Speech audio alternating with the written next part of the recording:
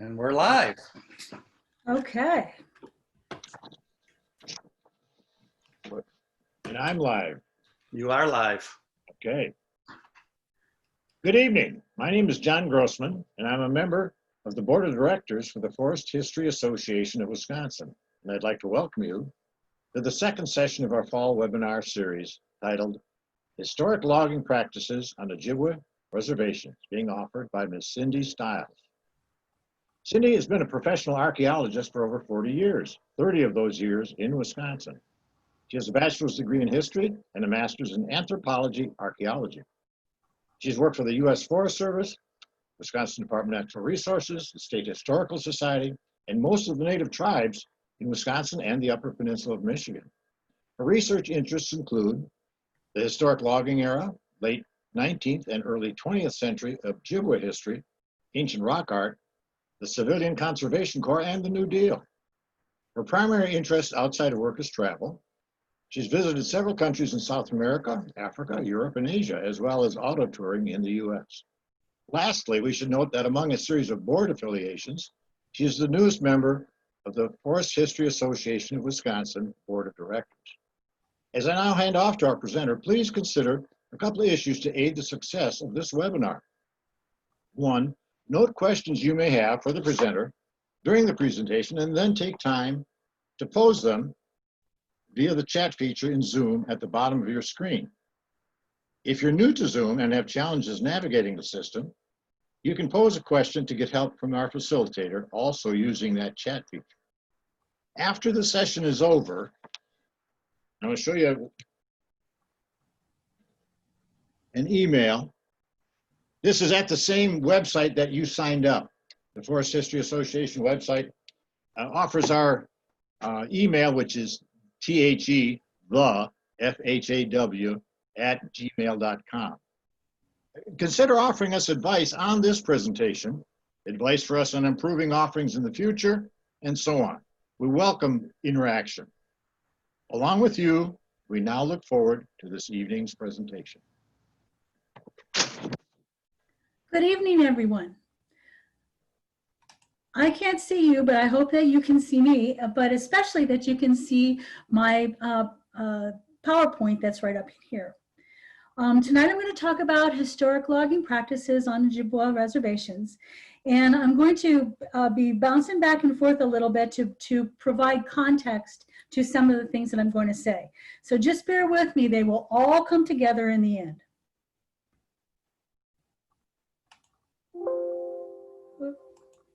There we go. Now, the historic logging industry was the most intensive and devastating use of the landscape in the United States, but especially between 1856 and 1945. While logging occurred before then, and it still continues today under a management type program, the demand for forest products was never higher than it was during those years. And that was because the people were moving out into the West and they needed building materials because the plains didn't have trees. And also the national industry, all the national industries from coast to coast needed wood for building materials and fuel.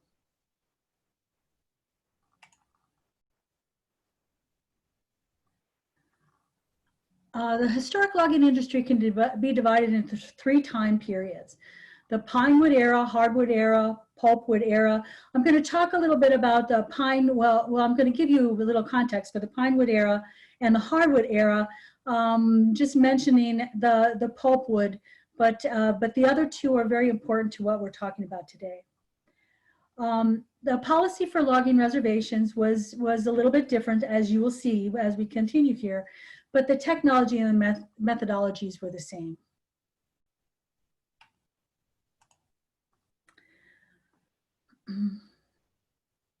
Okay, one of the things that sometimes gets overlooked is that the Wisconsin landscape had native nations on it for hundreds and hundreds of years before the Europeans moved west. And so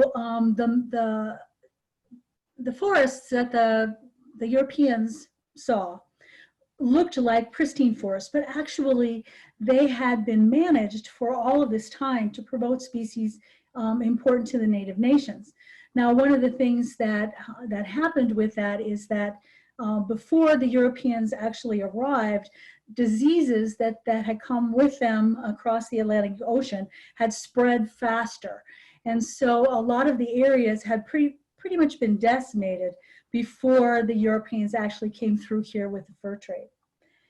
And but throughout those hundreds of years that the native nations managed the forests provided them with everything that they needed: food, housing, tools, clothing, all of the kinds of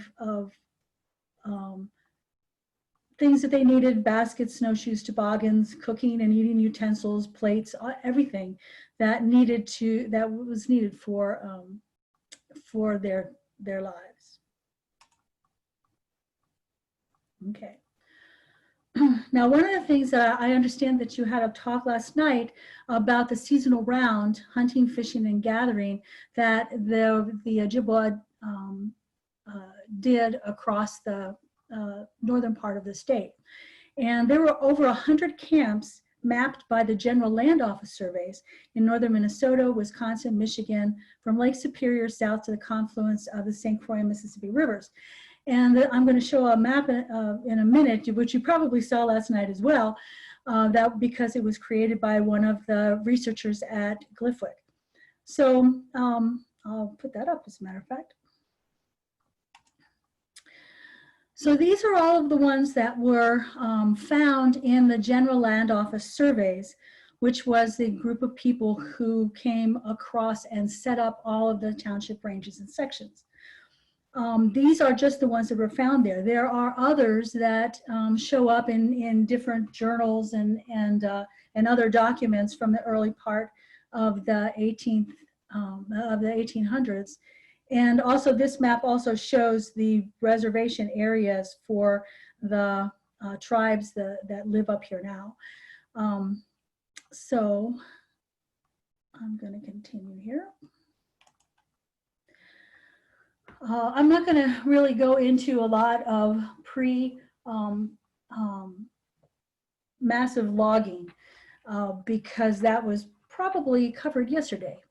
So what I'm going to talk today about, or right now about, is the 3 treaties that really changed everything for the Native nations in Wisconsin, at least the Native Ojibwe. The Treaty of 1837, which was the White Pine Treaty, and I've got another slide here, the 1837, the Treaty of 1842, which was the Mineral Treaty, and the Treaty of 1854, which wasn't a land secession for the bands in Wisconsin, but it did establish the reservations.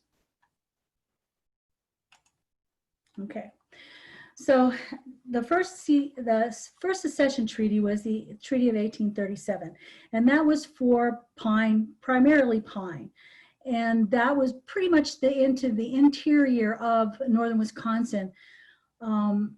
And the tribes received annuities and other goods in exchange for the pine. And they understood that, or what they understood was that the American government was essentially just leasing this area to remove all of the pine, but it still was an area where they could still hunt, fish, and gather. And another thing about those rights to hunt, fish, and gather is that a lot of people think that they were given the rights by the federal government to continue to hunt, fish, and gather, but that isn't correct. The Ojibwe retained the rights that they always had to hunt, fish, and gather within the ceded territory without any restrictions. And so that's a misconception that a lot of people have. The Treaty of 1842 ceded land along Lake Superior for the purpose of mining copper. And this was another treaty where the Ojibwe understood that they were just releasing the rights to do this and not necessarily the land itself. The rights that were listed, or the rights that were retained in the 1837 treaty, were also restated again in the 1842 treaty. But there was one other article that was added to this treaty without Ojibwe knowledge. It was added to the treaty when it went to Congress.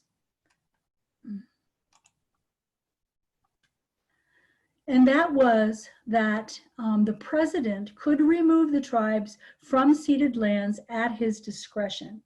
And 2 years, or I'm sorry, 8 years after this was signed, President Zachary Taylor actually removed the Ojibwe from Wisconsin and the Upper Peninsula of Michigan to Sandy Lake in Minnesota. And it was done in a very sneaky way, actually. They were told that they would be receiving their annuity goods in Sandy Lake, and everyone had to show up to be able to get their annuity goods. And they were asked to start out in the end of summer, so there was no way to harvest the crops that had been growing during that time, no way to harvest the wild rice or fish or do any of the things that they needed to do to prepare for the winter. They had to just go. Now, once they arrived in Sandy Lake, there was nothing there for them. The agent wasn't there. There were no goods. They were told that they had to stay over the winter, but there was nothing to keep them alive. They had used all of the food that they had taken with them from their homes, and they had no food left. So they decided they're going back home. Now, this is called the Wisconsin Death March, and over 400 men, women, and children died as a result of having to go make that long journey back and forth, and the journey back home in the wintertime.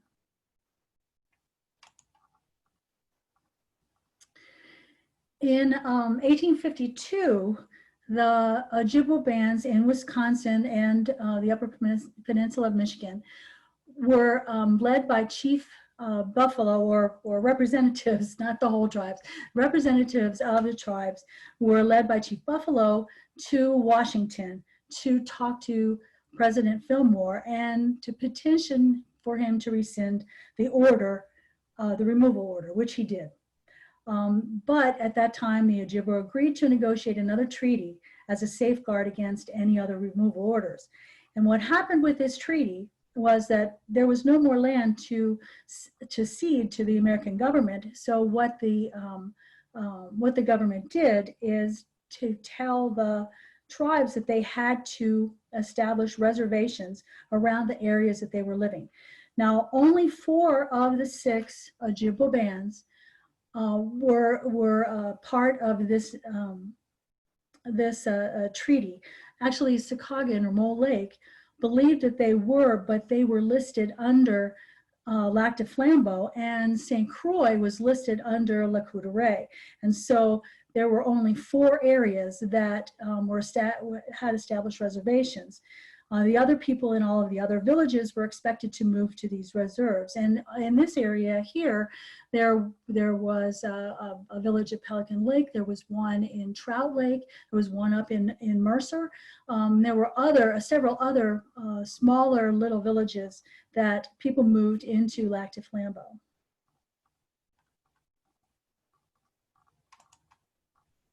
This is a copy of the petition that the tribes gave to President Fillmore. So once the tribes decided, they were allowed to pick where they wanted to set up their reservation, and most of them set their reservations up in the areas that they were already living to include the major resources that they were already gathering and hunting and fishing, and that included a lot of wild rice, which we'll talk about a little bit later. But as soon as the treaty was signed, the General Land Office surveyors started coming up into northern Wisconsin and breaking up the territory into townships and sections in preparation for settlers coming through in the Homestead Act, and also the lumber companies coming through and getting land for logging.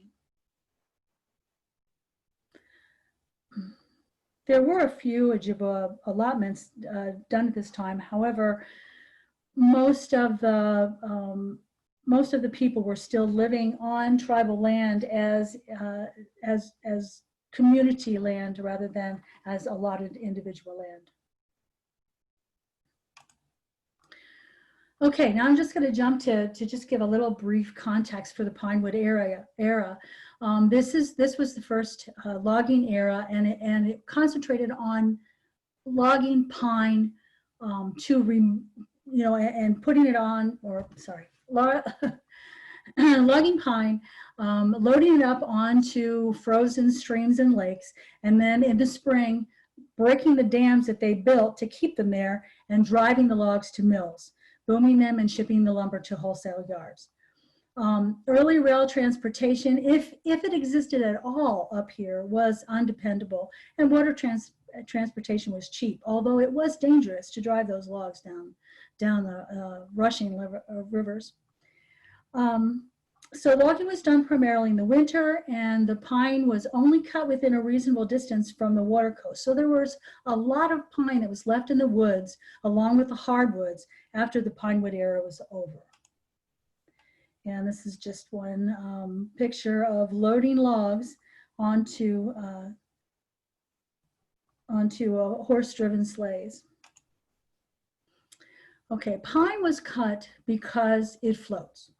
Hardwoods don't float, and so that was one reason why they didn't, besides the fact that they couldn't go too far into the woods because of having to drag the logs back out again.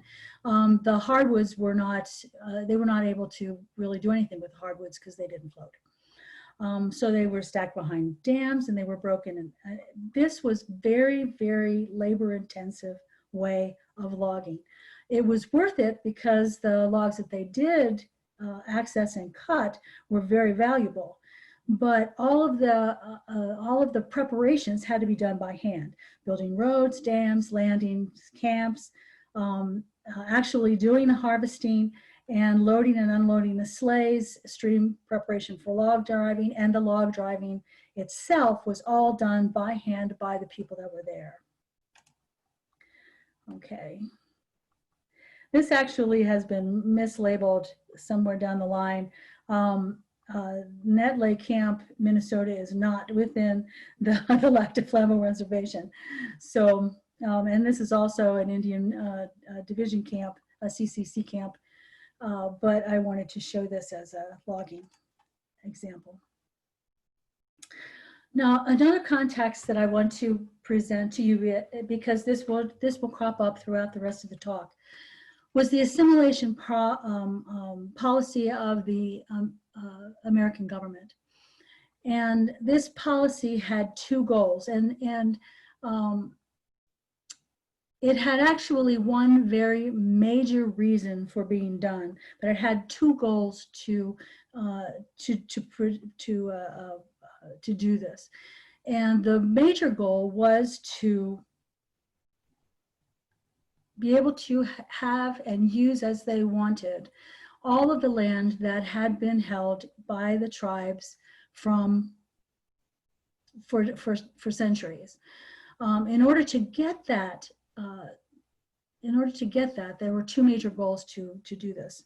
One was to convert all the community land on the reservations into individual allotments, and the second one was to place all Native children into government or missionary boarding schools. And the whole, this was designed to remove all the traditional culture from Native people and eventually terminate the reservation system. So all of the people that had applied for allotments and received allotments would be living on their pieces of land just like anyone who bought land from the Homestead Act. And so they would eventually be able to remove the reservation system and sell all of the land that wasn't allotted to white settlers that were coming through. And the idea of having the Native children go to school in government or missionary schools was to break the ties within the tribal community, break the language, and break the culture so that the Native children would be assimilated into American culture. Okay, on the reservations, logging began around the 1850s after the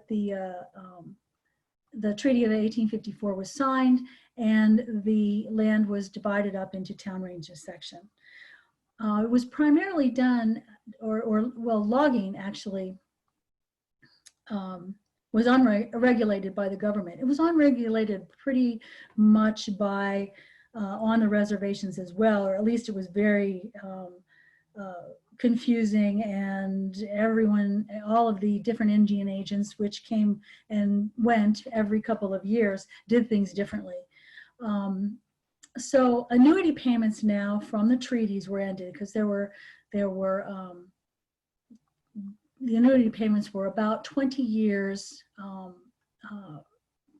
The treaties stipulated 20-year annuity payments. And now that they were just about over, the tribal members needed new sources of money to feed their families.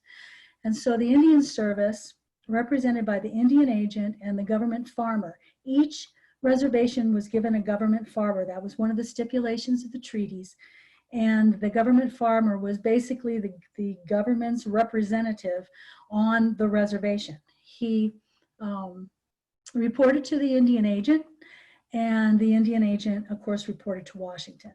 So between these two people, the Indian agent and the government farmer, they were attempting to regulate logging on tribal land, but the issue was that they really didn't have any regulations or any kind of policy on how to do this. And so some tribal members started to contract with tribal companies that kind of shut up because they were because it was an opportunity for people to make money. But they were usually very, very small, just a couple of people. And soon the number of allottees were so large that they couldn't keep up with the work. And so some other non-tribal companies started to come in and talk to the allottees and do some cutting on the lands, some with contracts, some without contracts, but a lot of it being done without the government farmer and the Indian agent either knowing about it or just done because they couldn't regulate it. So as a result, there were mixed results on how successful or unsuccessful that was. But the confusion resulted in many instances of people losing their land or losing their timber through the old round 40 kind of situation, where people just cut past the boundaries that they were supposed to cut. And also some of these companies, both tribal and non-tribal, were cutting the tribal land that was left to the tribes for administration without contracting with the Indian agent or the government farmer. So in 1887, there was an act by Congress, the General Allotment Act, or what we call a Dawes Act, which made individual land ownership a requirement. It also set up policy on how to be able to do this, to do the allotments. And it also started tribal roles and policy for cutting timber on tribal land, tribal community land, as well as allottee land. The allottees were expected to select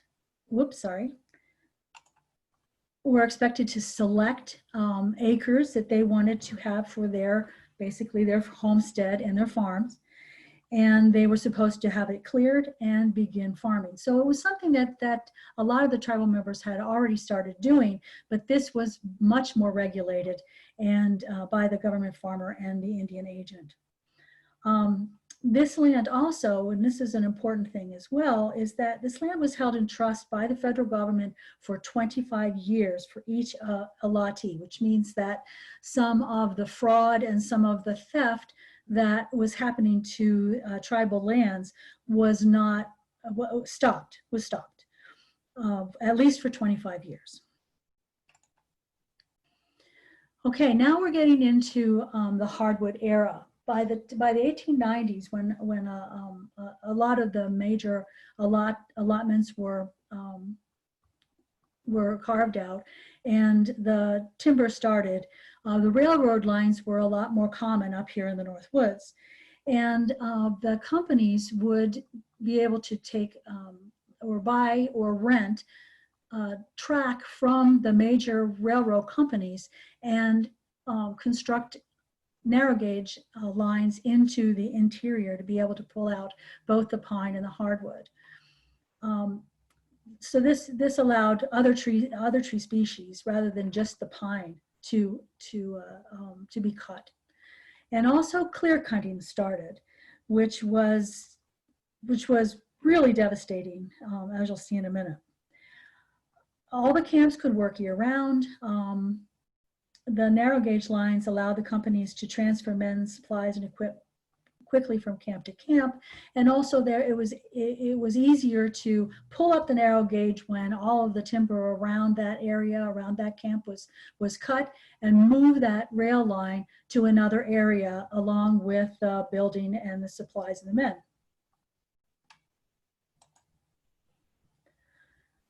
And this is an example of what a hardwood era camp looked like. They were a lot larger than the pine era camps, and they usually were set up this way with the major rail line running through the camp. Okay. Sawmills expanded their operations to a lot of different kinds of things, and I'll show you some pictures of some of the mills that were established during this time. They were huge, and around these mills, mill towns grew, and these were towns that housed the families of the mill workers, boarding houses for single men that also worked in the mills, managers' houses. The company store, blacksmith, carpenter, schools, churches, anything that a village would need. Most of the people bought things through the company store, which gave people chits for their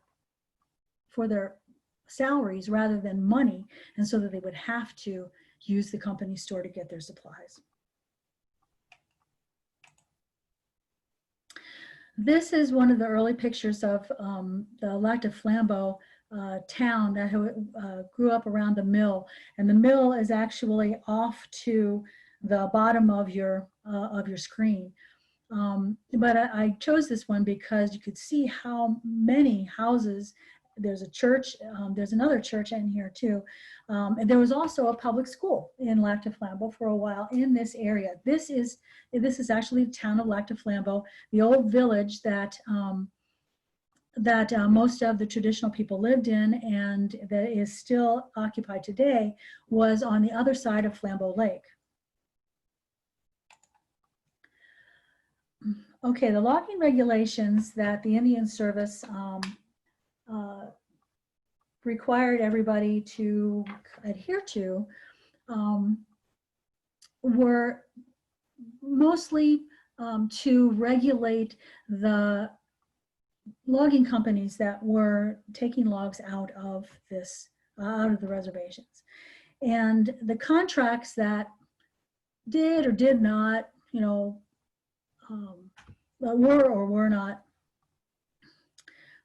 signed by the government before the Dawes Act and before all of the regulations came out, now actually had to be negotiated with the allottee, with the contractor, and the Indian agent. And when everything was the way everybody wanted it, had to be approved by Washington, D.C. So there was a big lag time between when the contract was negotiated and when it came back from Washington, D.C., because this was happening all over the country. So it proved to be very complicated and very time consuming. So after a while, the government decided that it wasn't really in anybody's best interest to do contracting this way. And so what they wanted to do then is to award a sole source contracts to specific logging companies to work on the reservation. Each reservation would have its own sole source contractor.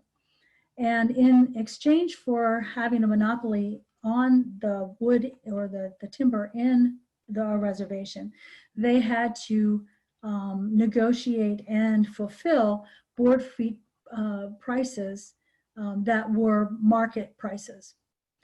So the companies had also to agree to establish mills, and they also had to agree to hire tribal members, both in the logging camps and the mills. And so it was pretty much hiring tribal members first, and then if there was anything left over, to hire non-tribal members. This is the Lac du Flambeau planing mill, and this was probably around 1905, 1910. But you can see how huge this actually is.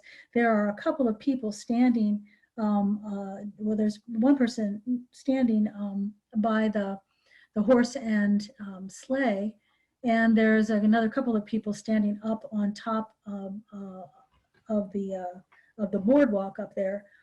And you can see how very large this was. This is another view of the logging mill. There was a huge mill plus a planing mill plus other smaller specialized buildings, as well as a blacksmith and a carpenter and a lot of other things that are a lot of other specialties that were confined to the mill work.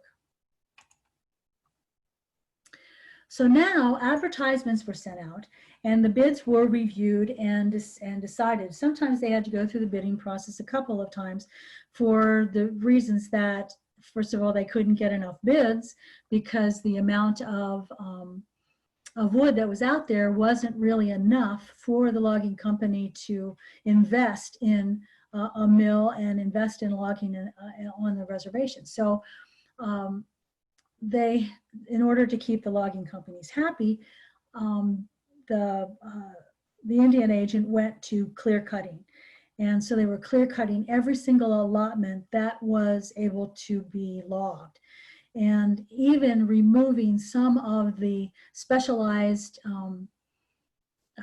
tree species like sugar maple for maple sugar and birch for canoes and baskets and other things that the Ojibwe used in housing as well. So they were just clear cutting everything. They took everything. And in exchange, the companies were responsible for removing the slash left by the cutting in the past, as well as the cutting that they were doing too.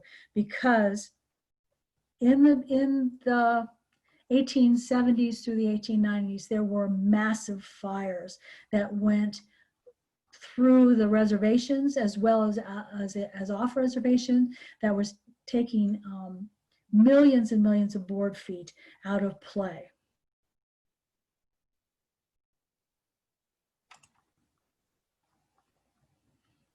This is another view of Lac du Flambeau with a lot of the board feet stacked up for sending out to be used. Oops, I'm going the wrong way. Okay, I thought I had seen that before. And here's another shot of the wood stacked for sale. Okay, these are the people who logged on the 4 reservations that were established through the Treaty of 1854. Some of them stayed for the whole. Some of them stayed for the whole duration of the logging, and some of them were just there for a few years because they were specialized or because they went out of business. This is the Lac du Flambeau Railroad Station, which is unfortunately not there anymore, but the remnants of this railroad down at the bottom of your screen went for 2.5 miles into town, and you can still see some of the berms from this railroad that that took the logs in and the finished materials out for sale. Okay, by the early 1930s, just about all of the timber had been removed. So this was all first growth timber, both the pine and the hardwoods, and it was pretty much gone. And what was left was burnt over, and the Indian Service really then had a very hard time finding contractors to bid because it was a sole source for each of the reservations, and and there wasn't really much left. It was burnt over, and there wasn't, they couldn't get very good prices for it on the market. So now Secaucus, St. Croix, and Lac Fortezay Reservation, or tribes, were not included in the Treaty of 1854, which I said before, and did not receive reservations. However, these three Ojibwe nations negotiated with the federal government in the 1930s to receive land. Either, well, basically the government bought land to establish reservations in these three areas. This is an example of one of the contracts that were signed between the Indian agent and the lumber company, and also with the allottee. And you can see that there were very specific dollars per million board feet for all the different species that they were going to cut.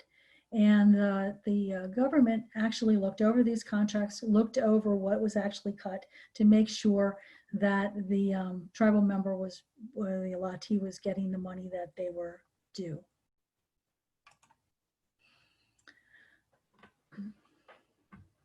Okay, now by the early 1900s, even before all of the timber was gone, the allottees were expected to stump their lands and clear for farming. And so you were stumping, you were moving rocks, you were trying to plow it, and this effort failed for two reasons. First, that most of the area that was supposed to be farmed was not conducive to agriculture. The climate and the soil just wasn't there. So the family and community gardens, small family and community gardens, and hay for animals were about the only thing that the region could support. And that was not going to support a family that needed to feed itself and clothe itself and build a house and other buildings and be able to live. The second reason was a result of the assimilation policy. And if you remember earlier when I said that the second policy of the assimilation, the government assimilation, was to remove the children from their parents and place them in boarding schools. Now, once these boarding schools were built and the children were moved, they were not allowed to go home. So it removed the ability of the parents to be able to farm their lands because they didn't have the children to help assist them. And so planting and harvesting crops was very, very difficult, and after a while abandoned. The boarding school system is a totally different topic, which I'm not going to go into here, but that was really a horrible policy for the children as well. So now what happened is that the parents who tried to make the argument that they needed the children at home to help them plant and harvest were ignored.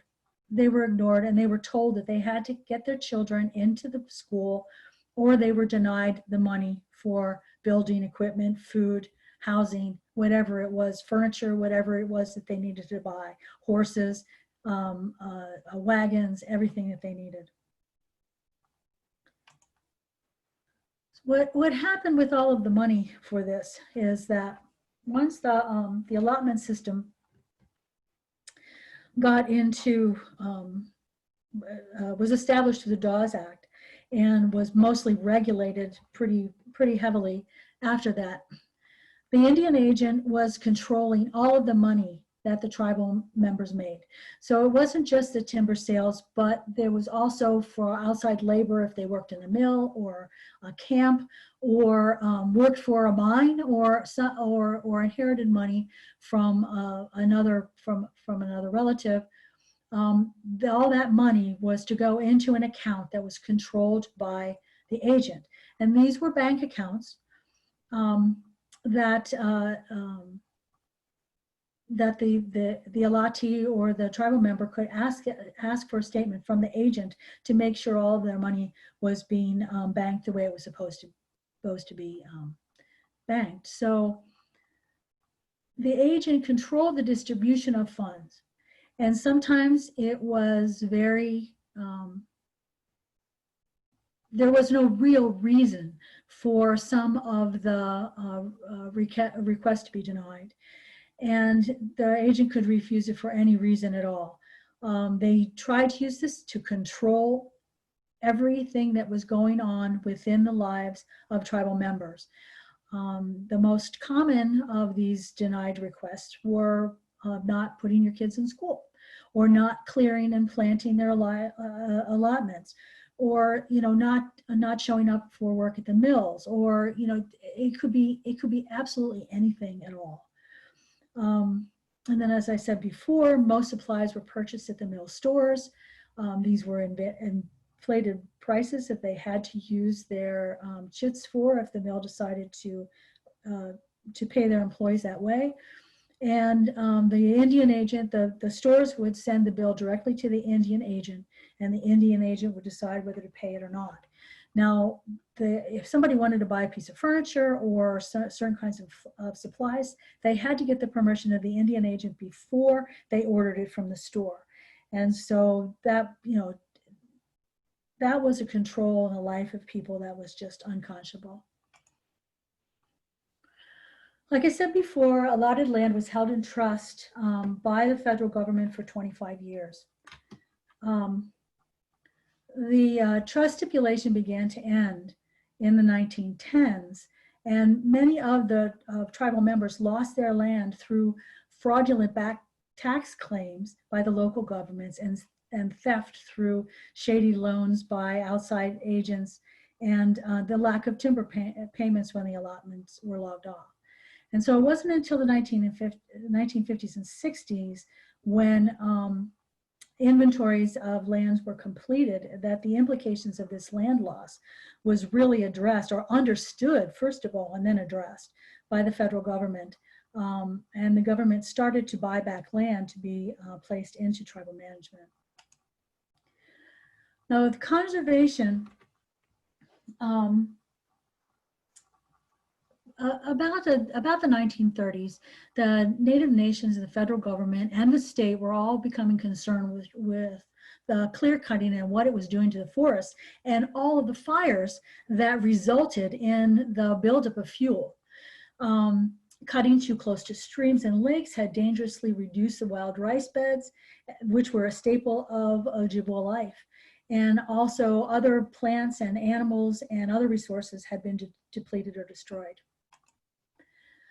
The state was also concerned about lands that they held in trust for education for universities and K through 12 education programs. And the massive fires also were a point of concern because of the value of the timber on these lands that were being burned. The Indian Service didn't have any way to change direction from clearing land to conservation, and so they got help from the state and also from the Forest Service. The first conservation issue was fire control, and there was a cooperative agreement in the teens between the Indian Service and the Forest Service and the tribes to try to control fire. The second greatest concern was disease and pest control. And again, the Indian Service and the Bureau of Entomology entered into agreement to start fighting those infestations. And both fire control and these infestations were issues that were fought all the way through to the 1950s and 60s. There was no conservation practice that included reforestation at this time, and that was another big problem. So World War I hindered the first efforts of conservation, and the demand for wood and the war effort was very, very high. So some of the things that they were trying to do through conservation really had to be put aside until after the war. Also, too, the men from the tribes in the Indian service enlisted in the army and depleted the manpower needed to fight fires and fight infestation. After the war and during the Depression, there was an Indian New Deal that was established in the 1930s to help with the poverty on the reservations. And the major program was, like it was in the regular CCC, was the Civilian Conservation Corps Indian Division that was established in 1933 and actually went through the whole Civilian Conservation Corps up until World War II. And this program, just like the regular CCC, was designed to provide employment for tribal members and funding for conservation projects. Now, you're probably wondering why there were so many divisions in the CCC, but you remember this is the 1930s and everything was segregated. So there were actually 3 civilian conservation corps. There was the regular conservation corps, and they were called that, the regular conservation corps, and the African American Conservation Corps, and the Indian Division in the Civilian Conservation Corps. This is a picture of Lac du Flambeau. The Lac du Flambeau was an administrative corps camp, and it administered the work on six reservations or 6 other camps. Red Cliff, let's see if I can get them. Red Cliff, Bad River, LCO, Keweenaw Bay, I'm missing one, Bad River, and then there was a camp in Marquette.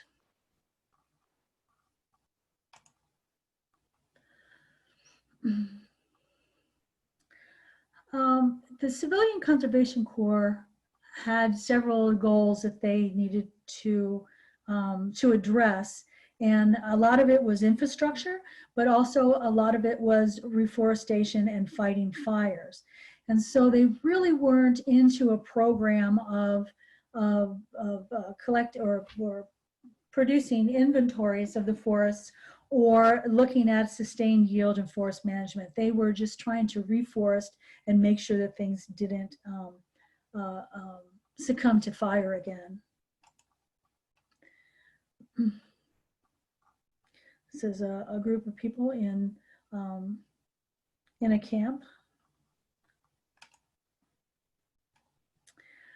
Now, the Indian Reorganization Act, or what's called the Wheeler-Howard Act in 1934, established self-government or organized and recognized tribal self-government that had been actually attacked in other programs.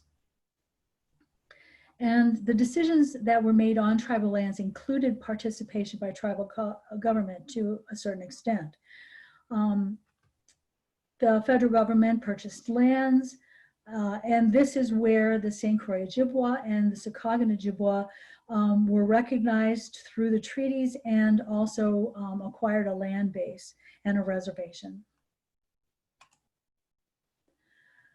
And starting World War II, like the First World War, there was a lot of demand for timber. But unlike that war, the timber cutting was regulated somewhat because of the conservation efforts that have been put forth. They still did not think that a comprehensive inventory of the reservation forests was absolutely necessary, and they would find out later that it was, and it should have been started a lot earlier than this. But so that the forestry branch could only estimate the amount of timber to be cut, and as it turned out, they underestimated what needed to be cut in some reservations and overestimated what could be cut on on other reservations. But they tried to establish the concept of sustained yield in this particular increase of timber cutting as best as they possibly could without any inventories, during the course of the war.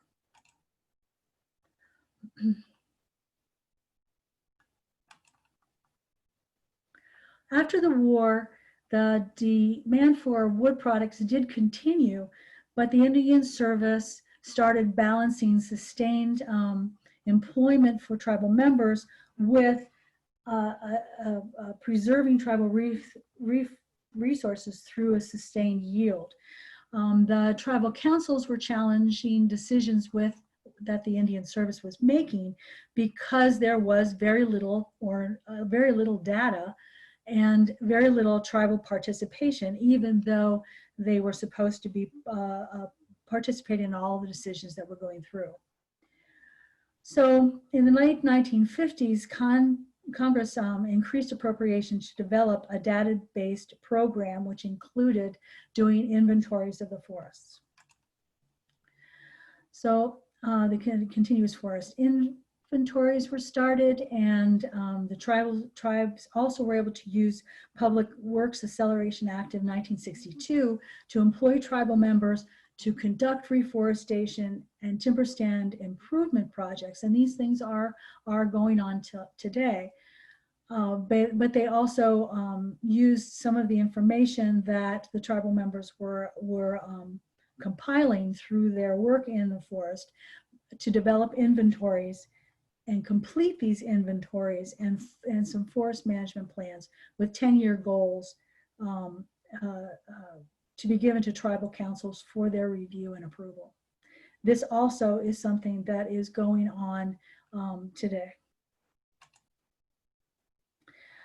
So to conclude, from the 1960s to the 1990s, the Bureau of Indian Affairs, which used to be called the Indian Service, they hired specialists in forest management, but again, with something that has been happening all through the tribal forest management is that they use these specialists and the sciences over what tribal members with knowledge, very knowledgeable tribal members, what they knew about their own reservation forests. There was little attention paid to the needs of the tribe, and I'm talking about not necessarily money or supplies, but the needs of the tribe, the parts of the forest that the tribes needed to continue their way of life. So lost resources such as wild rice, sugar maple and birch trees, birds and mammals, medicinal food, medicinal plants, they were not taken into consideration when some of these forests were being restored. It was just basically a concentration on different species of trees that had monetary value. And in the last few decades, or the past few decades now, this mentality has really changed. And specialists within the tribal membership are working with the tribal governments and also working with the Bureau of Indian Affairs to establish a program that works for tribal members as well as monetary benefits for the tribe.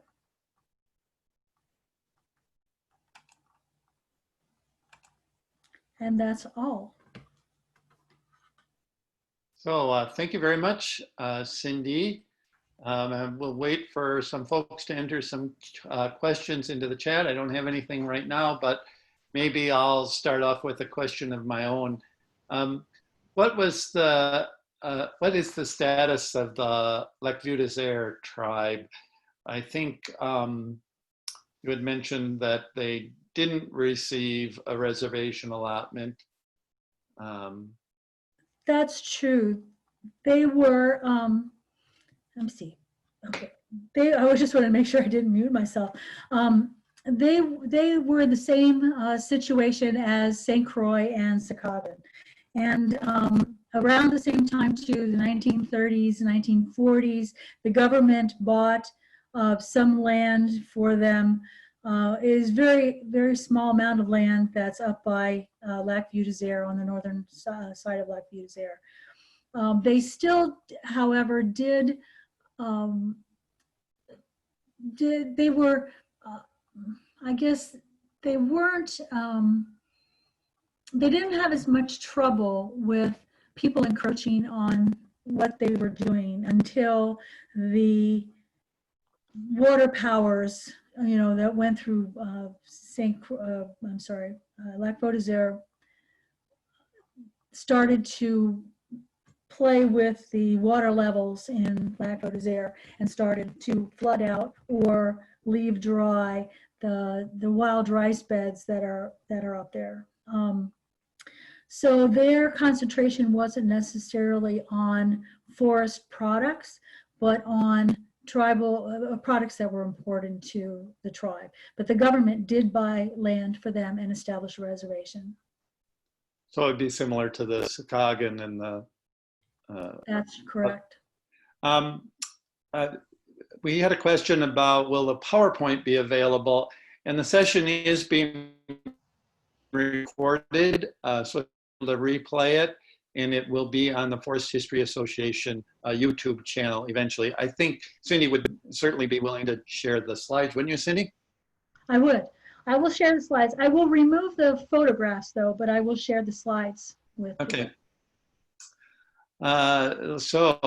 Question here from John Grossman, our president. The science of continuous forest inventory came into being in the early 50s across America. This must have coincided with an awakening of the need to apply this on Indian lands? That's correct. The Forest Service and the state's forestry programs, excuse me, we're working with the tribes, or working actually with the Bureau of Indian Affairs, to establish the same types of programs that they were establishing on their own forests. And so it was an effort to try to standardize all of these different kinds of programs and all these different kinds of inventory so that they could be compared, especially when you're talking about lands that were you know, the Forest Service lands, the tribal lands, and the state lands were all next to each other. And so in order to establish some kind of a program that would be, you know, workable for all three, they work together to do it. You know, so I hope that answered your question. How can one go about finding contracts or other records to show the different parts of the Lac du Flambeau Reservation that were logged? Well, the Tribal Historic Preservation Office, well, we used to go down to the National Archives, or we did go down to the National Archives quite a few times and collected data, documents, not only on timber, but all kinds of things that the National Archives had collected from BIA correspondence. And those records are down in the National Archives. And the Tribal Historic Preservation Office at Lac du Flambeau has what are they called? Finding aids, you know, that can help people do that. But they're all down in the National Archives. That's where the information that I got came from.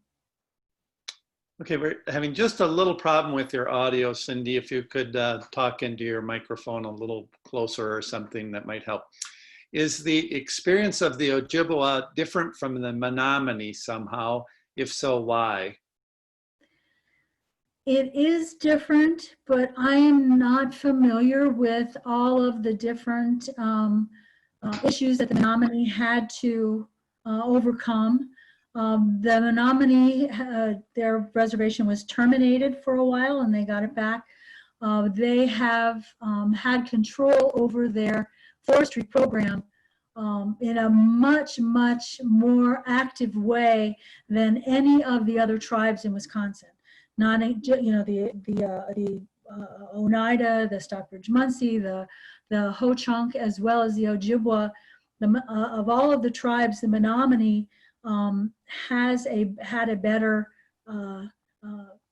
control over what was happening and was able to combine the science and the traditions into establishing a forest that that they could live with.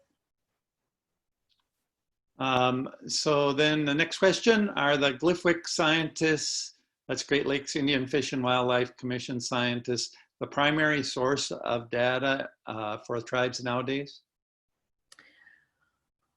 They are a primary source, and the tribes work very, very closely with the scientists at Gliffwick, and on a variety of different things, not just on forest products, everything is a forest product, I guess, on not just on tree species and reforestation and stuff like that, but also there's been a real push in a lot of the reservations to try to reestablish wild rice beds and try to find out what happened to them, whether they can be reestablished in the places that they were, or whether the new areas, you know, that are a little bit more conducive to wild rice now can be established.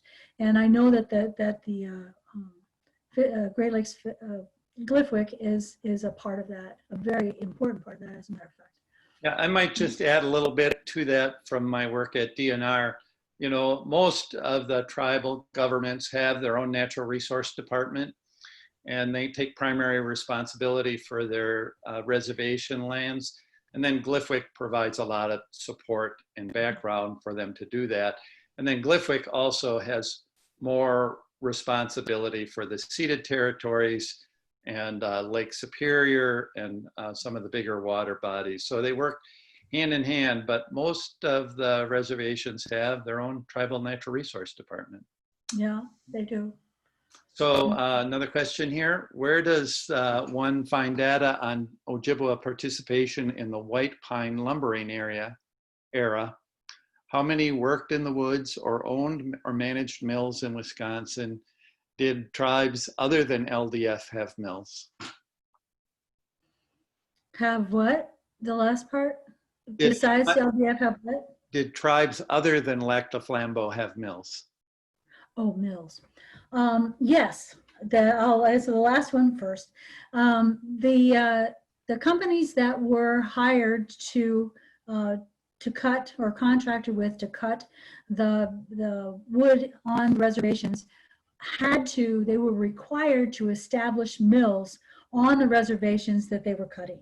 So there were mills there. I'm a little bit more familiar with Lac du Flambeau because I worked with them for so many years. But I do know that there were mills on other reservations as well, especially the four that were covered under the Treaty of 1854. Now, what were some of the other parts of that question? So where does one find data on Ojibwe participation in the White Pine lumbering area?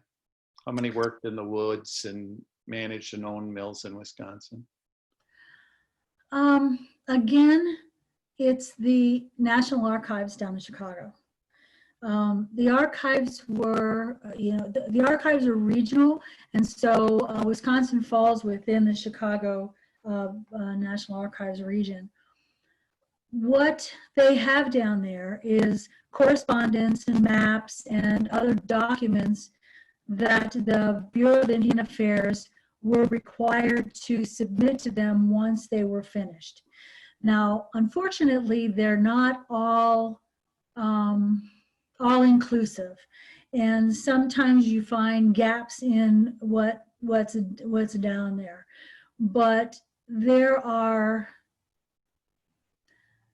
I don't know how many boxes, but it's worth going in to, delving into and looking at what's down there. I can't tell you how many men worked in the woods in any of the reservations, mainly because some of those records would have been kept by the companies themselves. And it's not easy to find those kinds of records. I haven't really delved into that. I've had quite enough information just trying to go through the National Archives records. But that would be a good research source, is to try to locate, because I did list the companies that worked on the reservations, or at least the four reservations, and to try to track down the company records. They would tell you who was working in there, because they would have had to keep records on how much they were paying out. All right, so the last question here, do you have any role with treaty rights litigation between the Wisconsin tribes and their counties and DNR in the late 80s over commercial timber? No. I guess that's the simplest way to put it. No, I'm an archaeologist, so my focus is on trying to put a story together, a comprehensive and understandable story of what happened out there. But no, I'm not involved in any of the legal things. There are a couple of good books out there that talk about the 1980s and the treaty rights, and Glyphwick is a really good source for information on treaty rights. They have a great website. Yep. So I think we're going to wrap it up here, Cindi. Cindi is presenting from my office, and I want her to look on the top of the desk there, and there's the little coin there. You grab that coin. See on the top of the desk. Oh, I see. Yes. I see. I see a coin. So it's from a company store in Weininger, Wisconsin. Oh, cool. So if you could just show it, it's one of those logging era stores where you got money for working in the woods, and you used it to buy your boots and other goods that you needed for the winter. Yep. Is that visible? Can all of you see? Yeah, yes. Can read it a little bit? I can see it. Okay. I'm going to flip it. Mr. Grossman, I wondered if you wanted to talk a little bit about the Menominee situation. I think you know a little bit about that. A little bit. I worked on the Menominee for DNR for 4 years in the early 70s. During that period where the arguments were made to restore the property to reservation status, great deal of turmoil. There are 3 prominent women leaders that really had the steering role, I think, in bringing this about. Prominent among them is a lady named Ada Deer. So it's a challenging and interesting time. Some piece of the equation, and this is the very briefest of snapshots.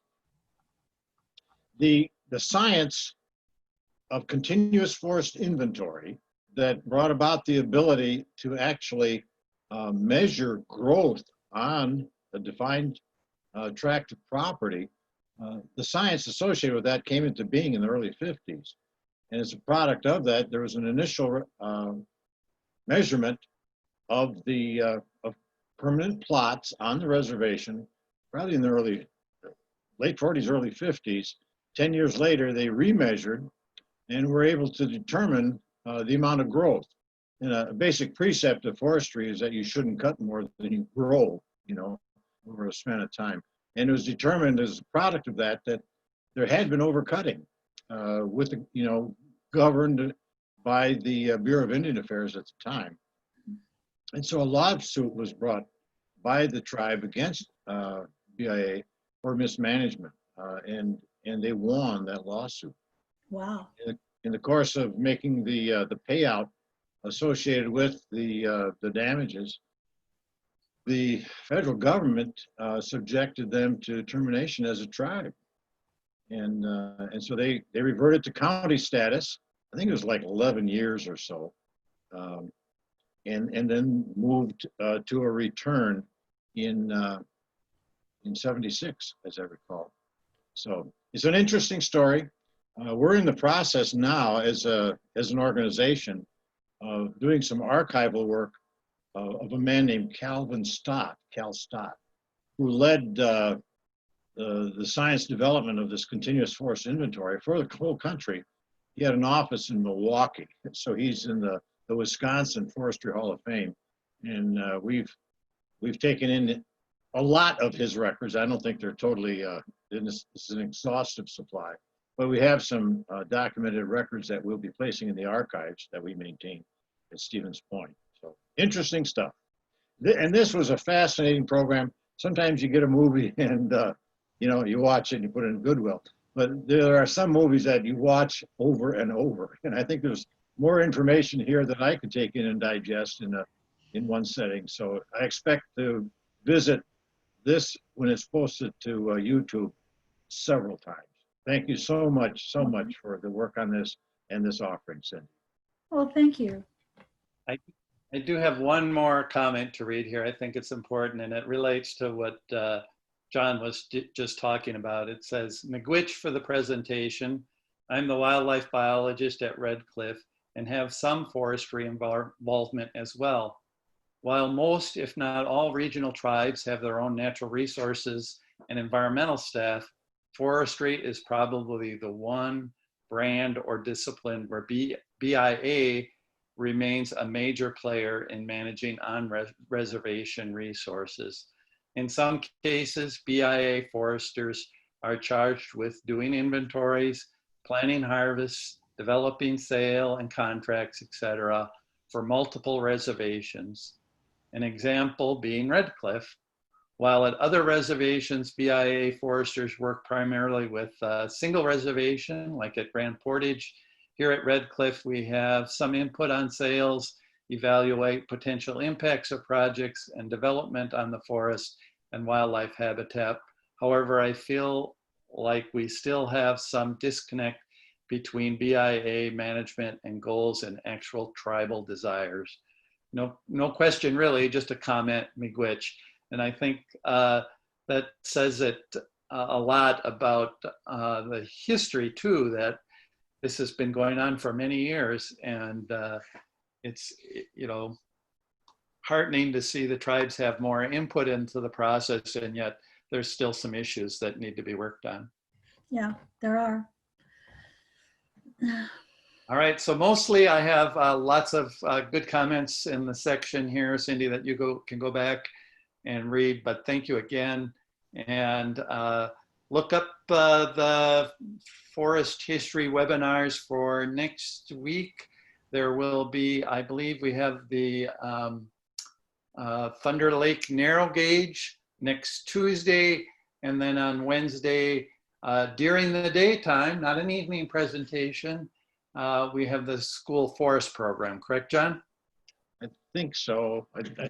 I think I'm going to look, Tom, if I can find it quickly. I think that school forest thing may be the later one. Well, let me look. Got my whole paper pile here.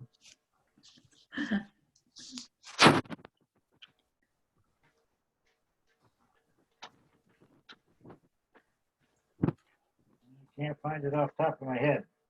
I look at the website to be sure. Correct. No, I'm sorry, buddy. I'm not going to be able to do it for you right now. That's all right. Check out the FHAW website for the webinar schedule, but I think I'm right. I hope I am anyway. Thank you, everybody. Have a good night. Thank you, Cindi. It was very fascinating. And Absolutely. Thank you again so much. we Oh, appreciate you're very welcome. Thank you. Good night, everybody. Bye.